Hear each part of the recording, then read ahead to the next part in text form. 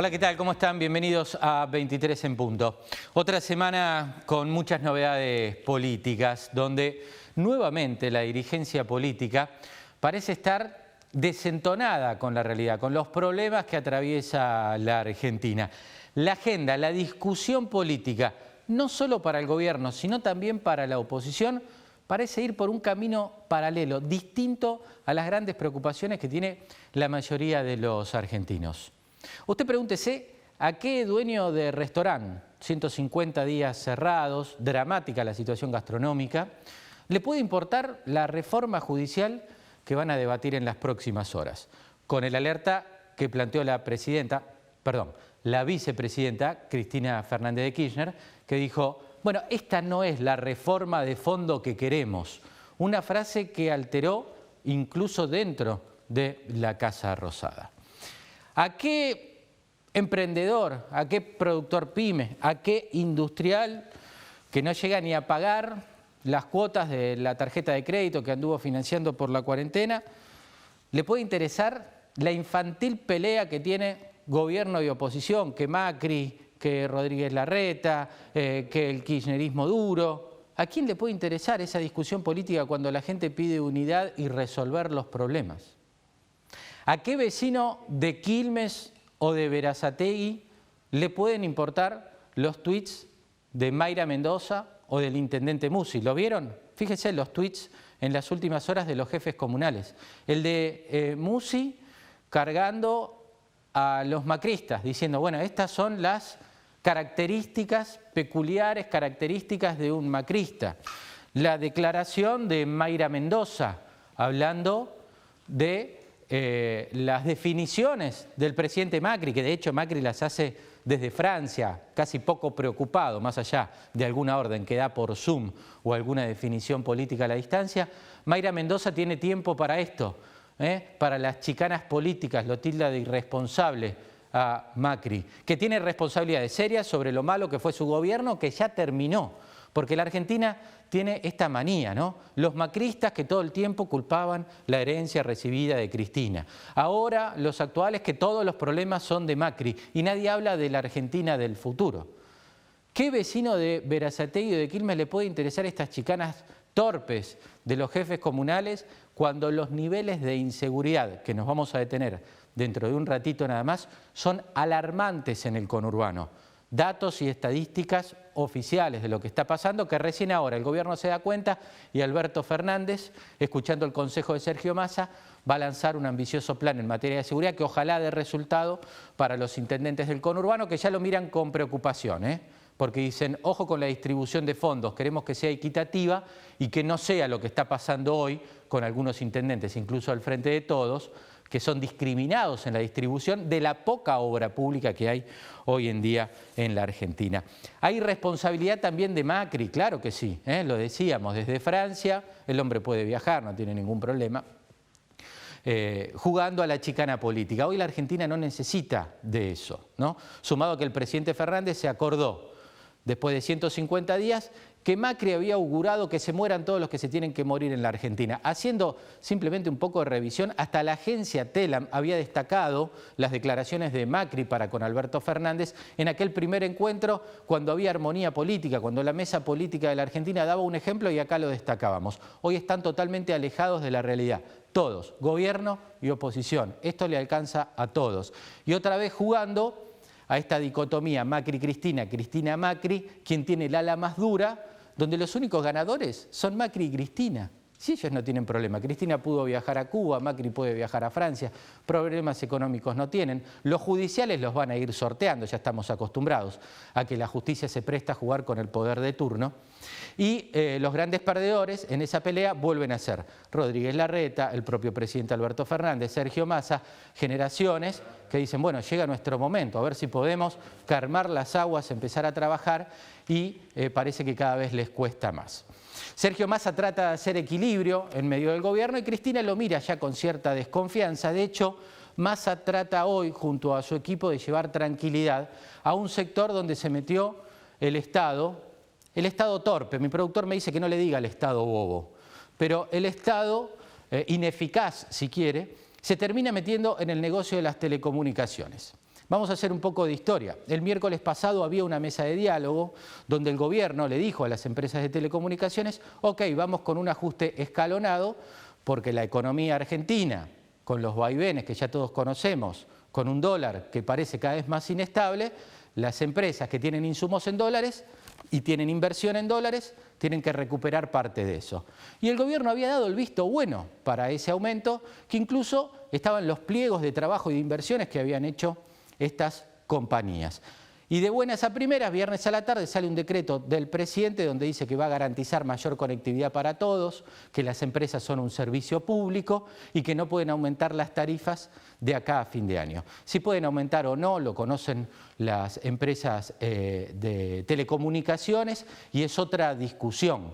Pero lo cierto que plantean con criterio las empresas de telecomunicaciones es, ojo con el mensaje del gobierno que dice que esto genera mayor conectividad. Claramente no es así y es errada la mirada del gobierno en esto. Primero, porque rompe condiciones de juego que ya estaban establecidas. Cuando las empresas de telecomunicaciones salen a la cancha con un plan de inversiones muy ambicioso y que fue creciendo en los últimos años, la brecha digital se fue achicando, no así la falta de cloacas, de agua corriente que tiene que hacer el Estado con servicios públicos, ahí sí parece que todavía falta mucho trabajo. La brecha digital se fue achicando gracias a la inversión.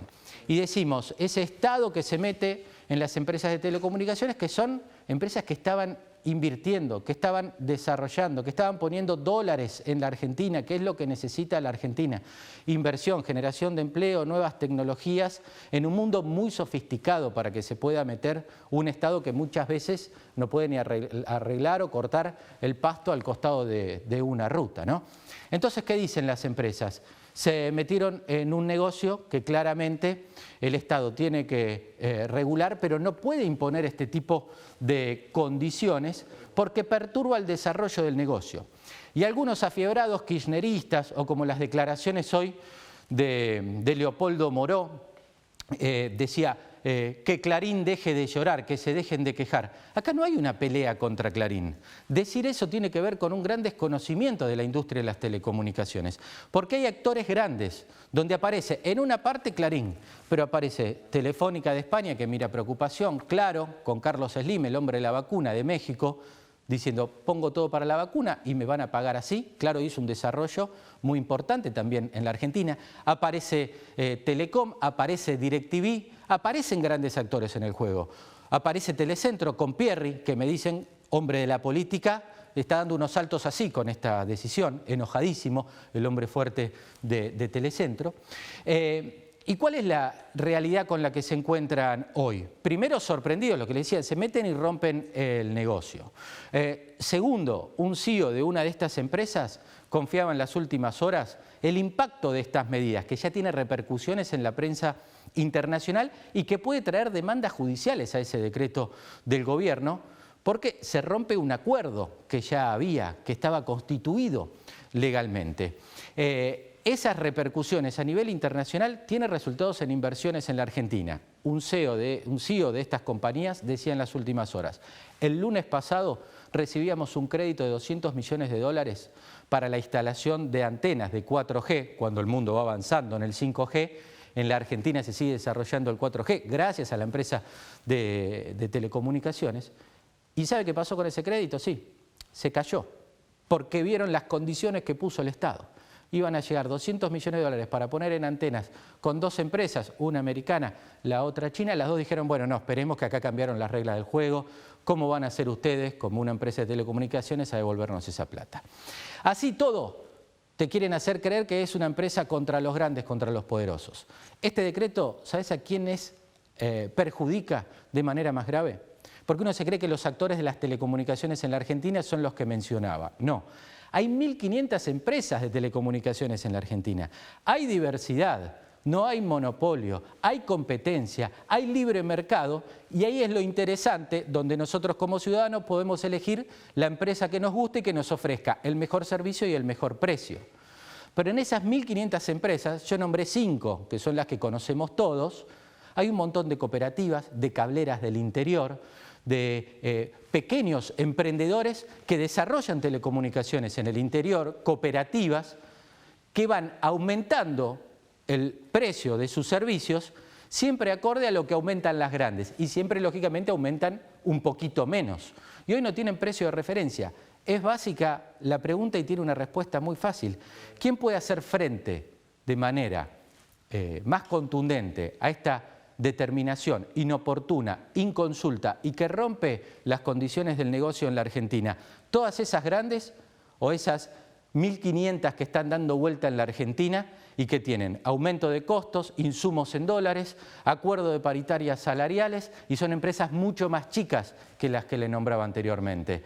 Claramente la devaluación corre el arco y se le complica a las más chicas.